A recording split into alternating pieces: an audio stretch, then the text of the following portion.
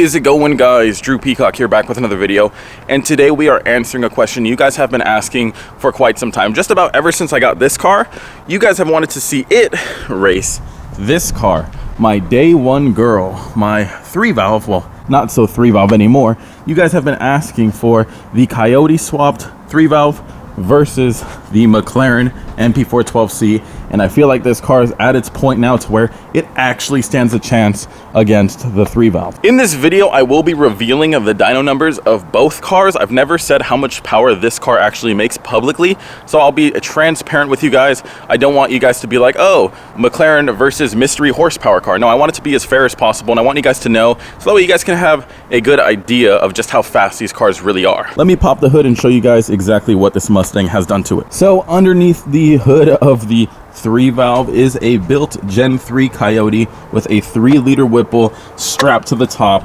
and it makes all of the cool sounds that you would expect in a supercharged car. But how much power does this car make? I've never said it. It's doing 14 pounds of boost. So if you guys have Coyotes, you can kind of guesstimate, I guess, what it would make on that. But this car on full E85 with 14 pounds of boost running through it makes right over 900 wheel horsepower.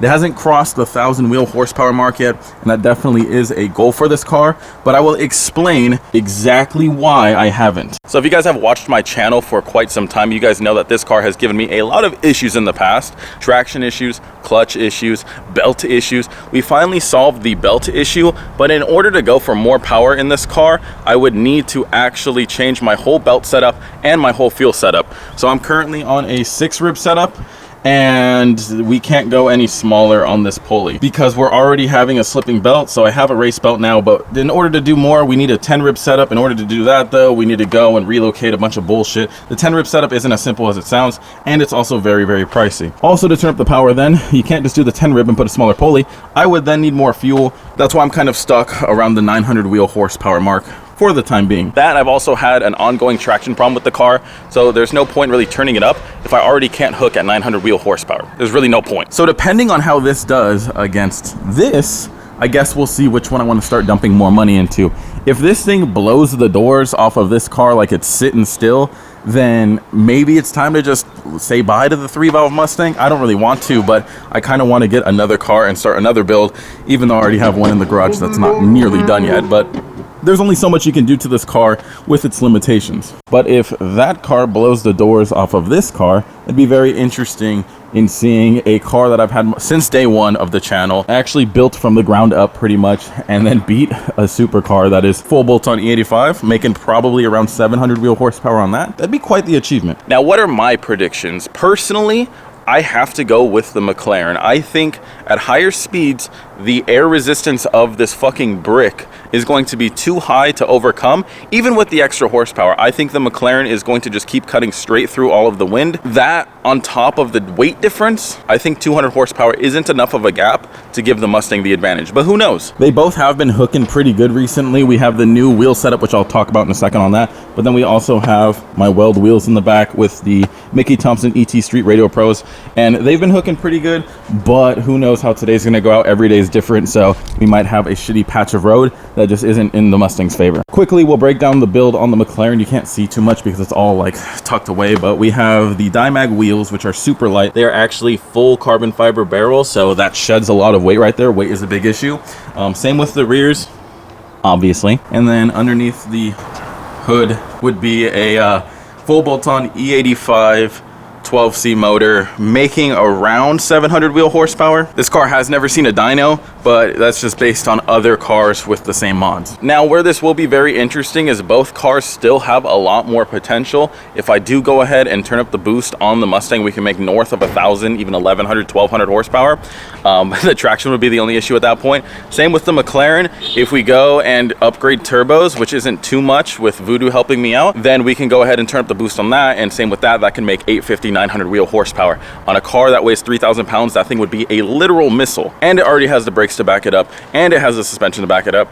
That kind of seems like the route I want to go, but we'll see how it does against the Mustang. So with all that being said, place your final bets in the comments right now, and then we will head out. I'll be driving the Mustang. We're going to do 60 rolls only because this car just can't hook at anything less than that. That car will be starting in 3rd gear. That car, I think, can technically start in 2nd gear. So gearing advantage is probably in the McLaren's corner. But place your final bets. Who are you voting for? McLaren or Mustang? And let's go down to Mexico and find out. Ready? 1, 2, 3.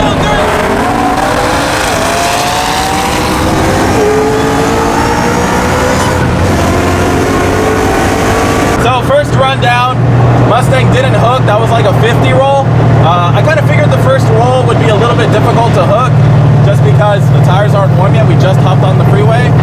He didn't pull away too hard once I had traction, so I think if we could hook, it's gonna be a lot closer, but I'm actually surprised on how much that pulled away right there. Like, I thought this car was pretty fast, but that thing's really fucking fast.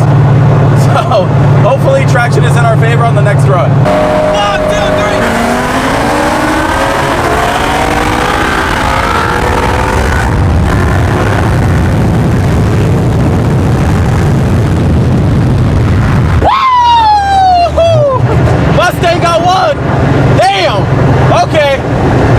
Mustang hooked a lot better there. We're starting at a really low RPM, so my car doesn't have too much torque.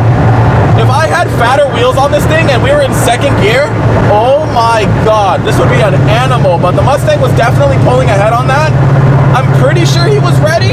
I asked him twice, but he didn't really give me a 100% gesture. So we're gonna try to get a couple more in, but damn. In making this video, not only did I want to compare two really fast cars, but I also wanted to compare two really high quality cameras, a GoPro Hero 9 Black and an Insta360 One X2. The GoPro Hero 9 and 10 are almost identical, but you can't say that about the Hero 10 and the Insta360. The Hero 10 costs around $550 USD, where the One X2 costs $430. And the Hero 10 at $550 doesn't even give you 360 degrees of view, where the One X2 lets you see full 360 around you, allowing you to track targets through the shot, unlike a normal GoPro, where wherever it points, that's what you're shooting. You can film yourself or your car in third person like this with the invisible selfie stick. A Hero 10 doesn't have that. You also never have to worry about where your camera is pointing with the Insta360 One X2. You'll never miss a shot because it records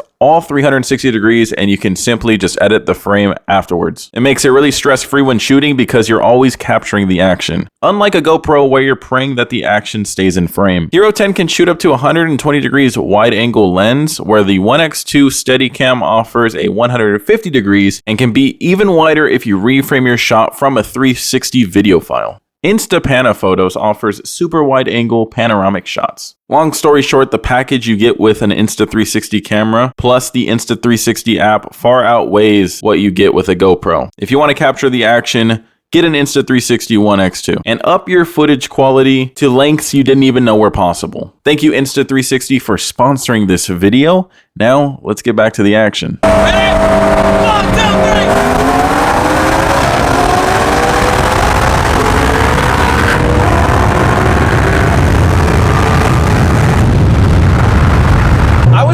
Dead set on the McLaren winning. I thought it was literally going to be a difference in aerodynamics and that was going to take it, but this thing is like just a bit faster. It just makes that much more power, just a bit, to just fight through all the air.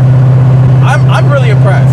I don't know about you, Mammy, but I said the Mustang was going to win. Okay, well, she bet Mustang, I bet McLaren, Will bet McLaren, Nate bet Mustang.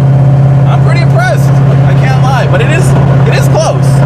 But this thing does just keep pulling ahead once we get into the power. So we're gonna loop around, regroup with Eric.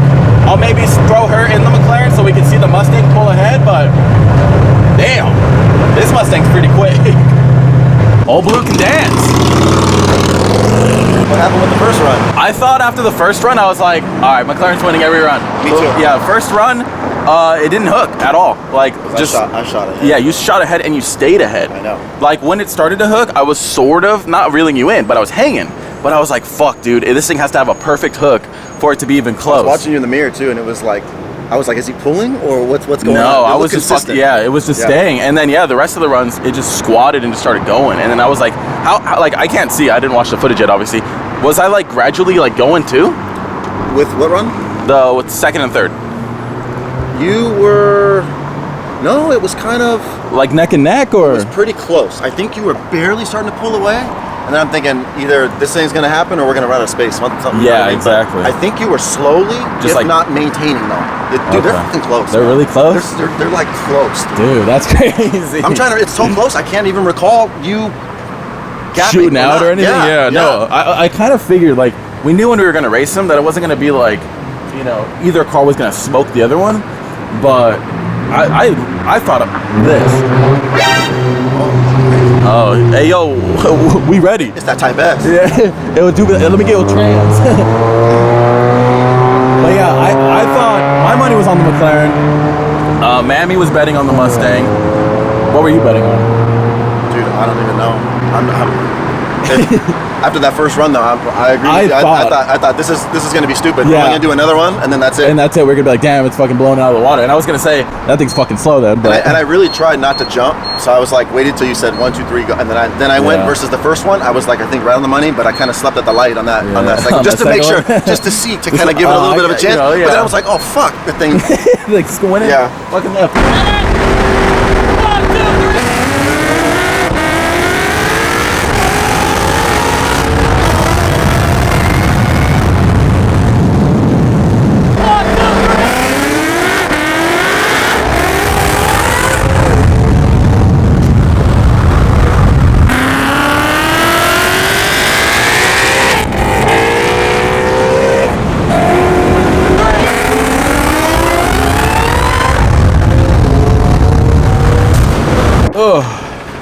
All right, on those runs, I think I had traction on that one. And even then, I think it got a little squirrely when I shifted into fourth. There was one where I got out of it because you were skating a little bit, and I was like, Dude, the last one right there. Yeah, I was like, my I'm shit thinking- was almost sideways. I know, I was like, I'm that not shit thinking- felt so scary. He came over, and I was like, no, I'm getting out. It's cool. So- it worked all that. I'm gonna air out a little bit, dude. My bumpers. Oh, I know, I saw. Yeah, dude. my shit is collapsed. So I got to deal with that, but that's whatever. Got one on the way. Dude, look at my tires. Just check this out. The amount that they've heated up. Oh my god, dude, they are Sticky icky. very sticky icky, but not doing too well. And they look like they're rubbing a little bit too. It would probably be back here, Oh, it's but yeah, I'm gonna try to air out, and we could try the same thing, I guess. I almost feel like Mammy was giving me extra weight, making it fucking help a little. Yeah, do something. Dude. all 96 pounds Oh my worth. god, that's what it looks like when you do 100 plus and your bumper is held together with damn near staples. So I'm gonna have to drift stitch that when I get home. But we'll do a couple more runs and just try to do it. Try to get it, you know, as best we can to hook. But we're having very big traction issues on the Mustang. Surprisingly, that was the last thing I thought that was gonna happen today. I did not expect me to have traction issues. That, and I've also had an ongoing traction problem with the car, because I thought you were gonna be the one fucking slipping out of second. It zings up a little bit. You can see the tack bounce, but I just stay in it. Even in sport mode, traction control's on. That's weird. But I mean, it probably still overpowers it. It's way too fast. I'll tell you what, these wheels cruising look fucking fresh as hell. They look super, dude. Like the fitment is like perfect on them. Yeah, I really like that. But yeah, let me air out and then we'll continue. 1, 2, 3.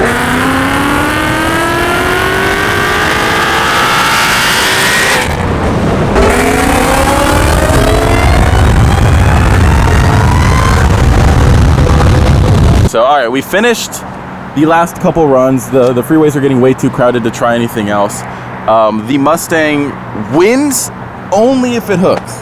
If I don't hook the best and you shoot off, I'm not gonna catch you. I don't think it's gonna happen. That car either hooks or it doesn't. It doesn't do any like Like I said, halfway. on that very hooking. first run, I was watching in the mirror. You were not reeling me No. in. So I was like, Yeah, and that's why. And like I even like I shifted and I hooked eventually. So, but yeah, once you're ahead, I can't catch you.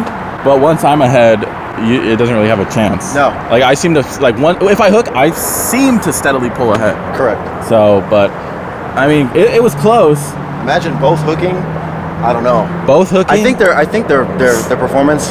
is pretty. If you take traction out of the equation, Yeah. I think they're pretty evenly matched. Yeah. You give them both 100% traction, I think it's fucking. Yeah, because you're even like skirting the tires a little bit too. Oh yeah. Just not nearly as bad. The McLaren has all the assisted shit, so it's at least helping you to do your best to maintain traction, where Correct. the Mustang, my only traction is my foot and these fucking tires that just, I don't know, they just aren't wide enough or something. I either need to go wider.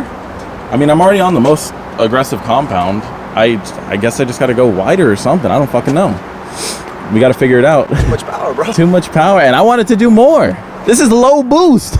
You'll actually go slower if you add more power. If I add more power, I will go slower. If I took 50 out, I'd probably even be faster because it'd hook. Correct. Yeah, so Just might. it's just a weird thing with horsepower. You can have a lot of horsepower, but if you're not hooking and you're not putting it to the floor, it's no purpose.